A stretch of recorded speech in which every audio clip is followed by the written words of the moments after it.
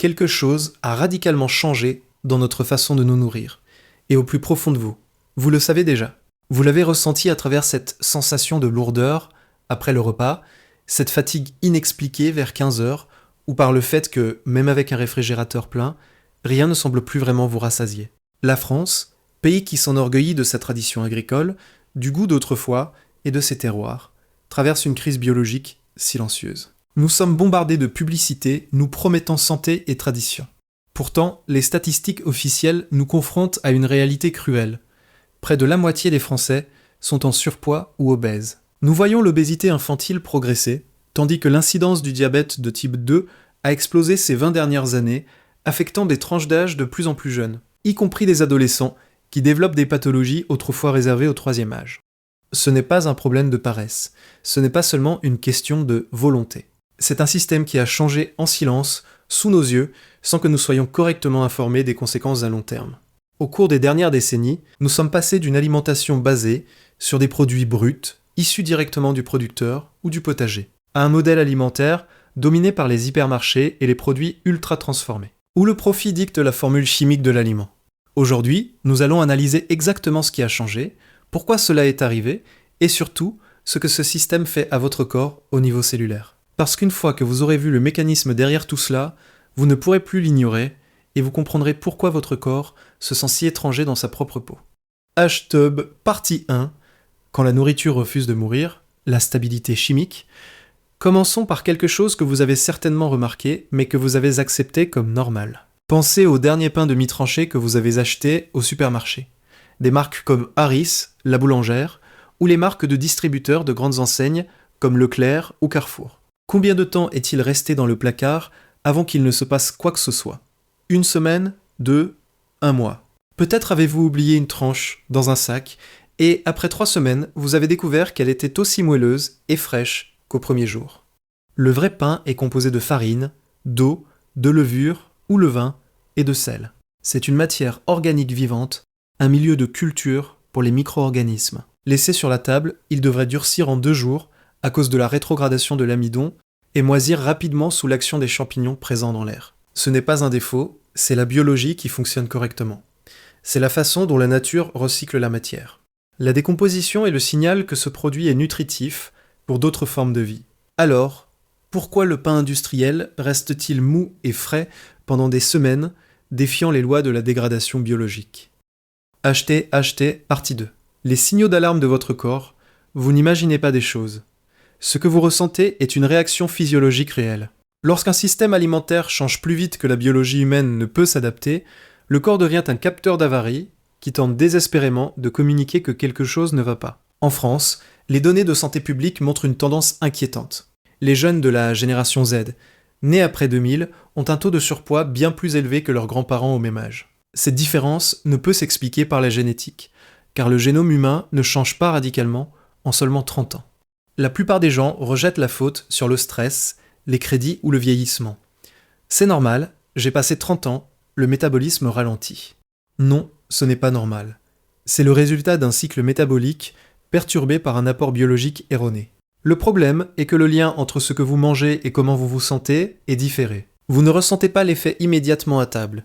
Vous le ressentez le lendemain matin, sous forme d'inflammation articulaire, ou 2 jours après par un manque d'énergie. Le cerveau ne parvient pas à tracer une ligne droite entre cette lasagne surgelée ou cette barre de céréales pleine de sirop de glucose et cet état d'épuisement plus tardif. Ainsi, l'énergie basse devient votre nouvelle norme d'existence. Et une fois qu'un symptôme devient une habitude, il cesse d'être un avertissement pour devenir un état de fait. C'est le grand piège du système industriel. Avant de continuer, je tiens à vous rappeler qu'au seuil des 100 000 abonnés, j'organiserai un concours spécial où j'offrirai des bons d'achat pour des hypermarchés comme Carrefour, Auchan ou Intermarché, pour vous aider à choisir des produits de qualité. Abonnez-vous et écrivez en commentaire quels changements vous avez observés dans les produits en rayon ces dernières années. La nourriture vide, le court-circuit nutritionnel, au-delà de ce que l'on ajoute à la nourriture, il existe un problème encore plus grave. Ce que l'on a retiré ou ce qui manque dès le départ. Prenons l'exemple du poulet que vous trouvez dans les supermarchés français, sous des marques comme Douce France ou les marques de premier prix. Dans les années 60, un poulet avait besoin d'environ 100 à 120 jours pour atteindre son poids d'abattage, en se nourrissant naturellement. Aujourd'hui, par sélection génétique et fourrage concentré, le poulet industriel atteint le même poids en seulement 35 à 42 jours. L'oiseau n'a pas évolué pour grandir 3 fois plus vite. Il a été forcé par un système de production qui donne la priorité à la vitesse de rotation des stocks. Cette accélération brutale change radicalement la composition nutritionnelle de la viande. Vous y trouverez plus de graisse, malsaine et un profil d'acides aminés déséquilibré. Le même processus de vidage se produit avec les plantes. Les tomates que vous voyez au supermarché en hiver, issues de serres hydroponiques d'Espagne ou du Maroc, sont sélectionnées pour leur résistance au transport et leur aspect visuel impeccable, pas pour leur densité en vitamines. Hashtub, partie 4. Conçu pour le rayon, pas pour l'estomac. La nourriture moderne est un produit d'ingénierie et de logistique, pas de la terre. Une grande partie de ce que vous trouvez dans les rayons centraux des magasins en France, sauces toutes prêtes, marques comme Barilla ou Panzani, snacks, biscuits et charcuteries, les célèbres Fleury Michon, Erta, est conçu pour survivre des mois sans que ses propriétés physiques ne changent. Des recherches récentes publiées dans les revues Nature et Gut ont établi un lien direct entre deux émulsifiants extrêmement communs.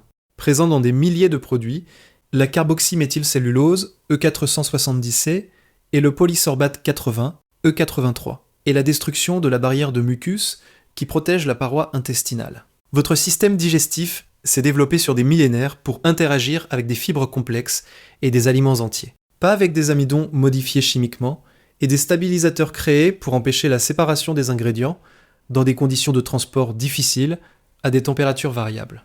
Ces substances provoquent des micro-inflammations constantes. Si vous avez observé une explosion des diagnostics de côlon irritable ou de reflux gastro-œsophagien chez vos amis, vous devez comprendre que ce n'est pas une coïncidence collective.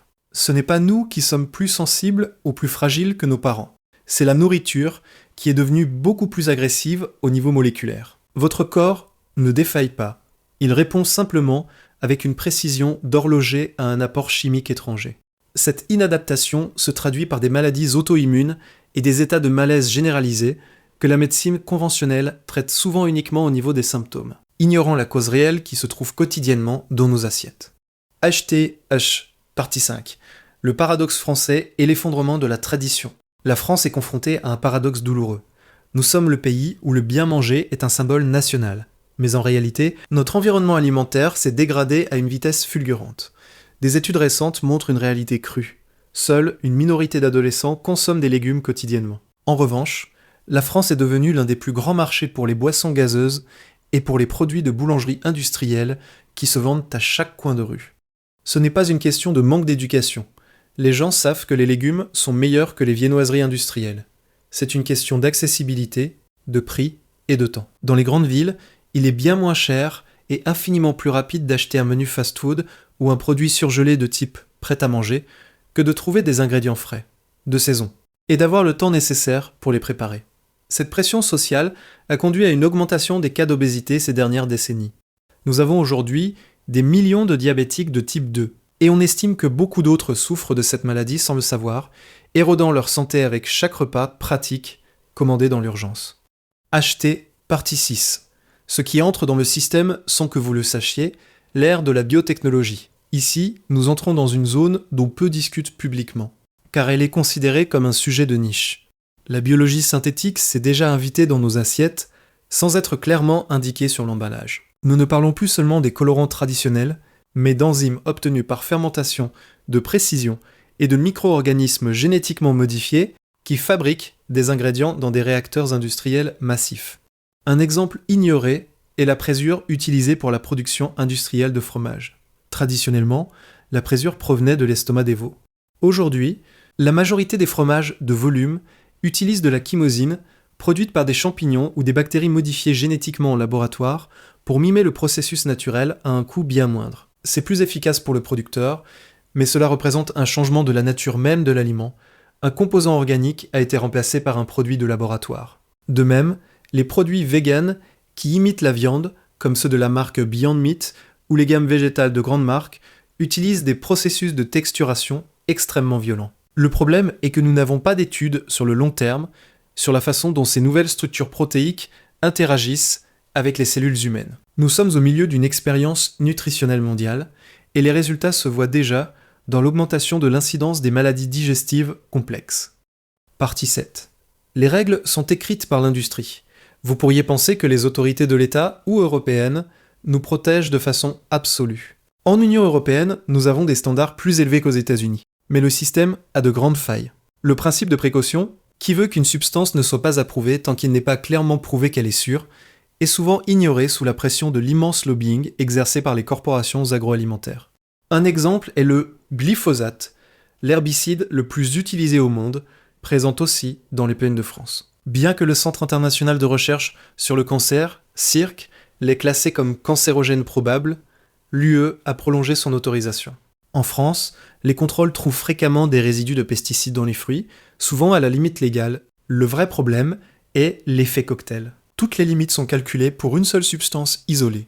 Personne ne mesure cependant ce qui se passe dans le corps d'un enfant qui consomme quotidiennement une pomme avec 3 pesticides, une tranche de pain avec des traces d'herbicides, un yaourt avec des stabilisateurs et un jus avec des conservateurs. Cette exposition cumulative n'est prise en compte par aucun protocole officiel, laissant le consommateur gérer seul une charge toxique sans précédent.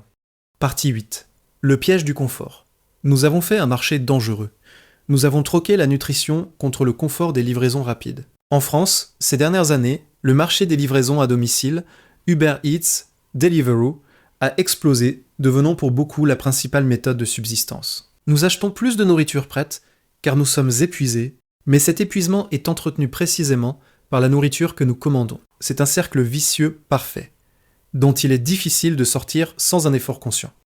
L'industrie alimentaire a étudié les faiblesses du cerveau et a créé le bliss point, le point de félicité. C'est une formule mathématique entre sucre, sel et graisse raffinée, conçue pour déclencher une explosion de dopamine dans le centre de récompense. Vous ne mangez pas ces chips parce que vous avez faim, vous les mangez parce que l'industrie a réussi à pirater votre système neurologique. Ce calibrage crée une réelle dépendance. Quand le sucre des produits ultra transformés entre dans le sang, votre pancréas travaille à l'excès, provoquant un pic d'énergie suivi d'un effondrement brutal. Cet effondrement vous pousse à chercher à nouveau le même stimulus, menant à une consommation excessive qui n'a aucun rapport avec la nutrition réelle, mais seulement avec la gestion d'un état de manque que l'industrie a créé artificiellement pour le profit. Achetez Asterixand. Les graisses inflammatoires, un autre changement toxique dans l'alimentation a été le remplacement des graisses traditionnelles, le beurre ou le saindoux, par des huiles végétales industrielles de tournesol, de soja ou de palme. Ces huiles sont riches en oméga-6 pro-inflammatoires et sont produites par des processus chimiques violents, utilisant des solvants et des températures élevées qui les oxydent avant même qu'elles n'arrivent en bouteille. Quand vous consommez ces huiles oxydées, présentes dans presque tous les produits emballés, des biscuits aux charcuteries, elles s'intègrent dans les membranes de vos cellules, les rendant rigides. Cette oxydation interne est comme une rouille qui attaque vos artères et vos organes, étant une cause principale de l'inflammation systémique de bas grade. En France, où la friture ou la cuisson à l'huile sont courantes, l'utilisation de ces huiles instables est comme mettre le pire carburant possible dans une voiture de luxe. À un moment donné, le moteur biologique va bloquer. Le résultat est visible dans les statistiques sombres des maladies cardiovasculaires, qui restent une cause majeure de décès, affectant des personnes de plus en plus jeunes. J'ose conscient. Un choix conscient, la nourriture n'est pas seulement une source de calories, la nourriture est une information biologique. À chaque seconde, les molécules que vous introduisez dans votre corps envoient des instructions directes à vos gènes. Elles disent au corps de stocker de la graisse ou de la brûler, de produire de l'inflammation ou de l'apaiser. La majorité des produits sur les étagères des supermarchés français aujourd'hui ne transmettent plus des informations de vitalité. Ils transmettent des instructions de stress et de maladies chroniques à travers leurs composés synthétiques. Ce n'est pas votre faute si tout le système a changé de façon aussi agressive autour de vous, mais c'est votre responsabilité de comprendre comment celui-ci fonctionne pour ne pas devenir une simple statistique. N'acceptez plus la fatigue chronique et les ballonnements comme étant des états normaux. Ce sont des signaux clairs que vos cellules sont en état de siège. Votre corps a été extrêmement attentif à tout ce que vous lui avez donné ces dernières années et a tenté de s'adapter comme il a pu. La question est, êtes-vous prêt à commencer à l'écouter vraiment avant que le signal d'alarme ne se transforme en une panne majeure? Merci de m'avoir suivi et n'oubliez pas de vous abonner pour rester au courant de la vérité sur notre assiette quotidienne.